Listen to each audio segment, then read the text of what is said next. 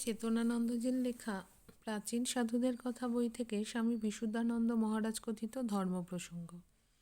1905 সালে যখন দক্ষিণেশ্বরে যাতায়াত করি, একদিন শরৎ চক্রবর্তী মহাশয় এলেন ও রামলাল দাদাকে জিজ্ঞাসা করলেন, মা কেমন আছেন? ওই প্রথম মায়ের কথা শুনলাম। তখন ধ্যান জ্ঞান হলো কি করে মায়ের কাছে যাব। দীক্ষা টিক্ষা বুঝি না, কেবল ভাবতাম যদি মা একবার মাথায় হাত বুলিয়ে দেন ও আশীর্বাদ করেন। আমিও খগেন পরের দিনই রওনা হলাম। বর্ধমান উচ্চালন হয়ে রাস্তা, ওই রাস্তায় ডাকাতের ভয়, দুলে বাগদিরাই ডাকাত ছিল।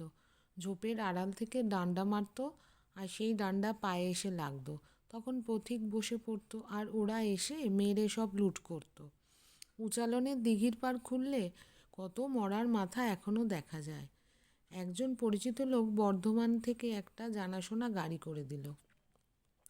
রামলাল দাদা চিঠি দিয়ে দিলেন কামারপুকুরে। তাদের বাড়িতে এক বুড়ি মাসিমা থাকেন, তার নামে।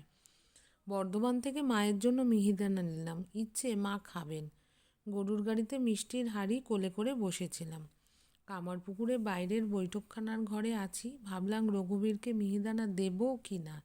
একটা থালায় কিছু বের করছি, এমন সময় মাসিমা তাড়াতাড়ি ডাকলেন। দরজার কাছে গিয়েছি, হঠাৎ একটা কুকুর কোত্থেকে এসে সব খাবার নষ্ট করে দিল। মনে যা কষ্ট হলো বুঝতেই পারছো। তখন কামারপুকুর থেকে কিছু মিষ্টি নিয়ে জয়রামবাটি গেলাম। মা দাওয়ায় বসে তরকারি করছিলেন। কাছে যেতেই মা তাকিয়ে খানিকক্ষণ দেখলেন। কেমন আছো বাবা? রাস্তায় কোনো কষ্ট হয়নি তো? এমন প্রেম ভরে জিজ্ঞাসা করলেন যে প্রাণটা জুড়িয়ে গেল। সেবার জয়রামবাটিতে 10-12 দিন রইলাম। দীক্ষা চাইনি, মা নিজেই বললেন তোমাদের দীক্ষা দেব।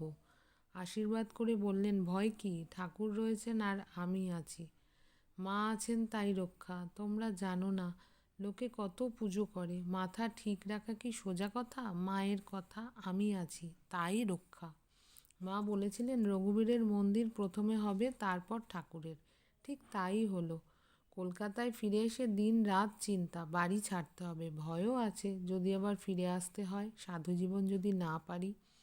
কি লজ্জার কথা হবে, কার সঙ্গে পরামর্শ করি, আমার সময় ঠিক হয়েছে কি না কাকে জিজ্ঞাসা করি। মিশন টিশন তো কিছুই তখন জানি না।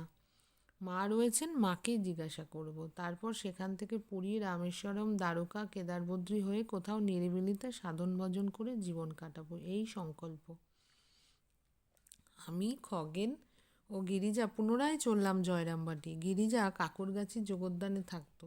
সে মাঝে গিয়ে মায়ের কাছ থেকে দীক্ষা নিয়ে এসেছে। সে যাত্রায় জয়রামবাটিতে 1 মাস ছিলাম। সেটা 1906 সাল। মা সব শুনলেন।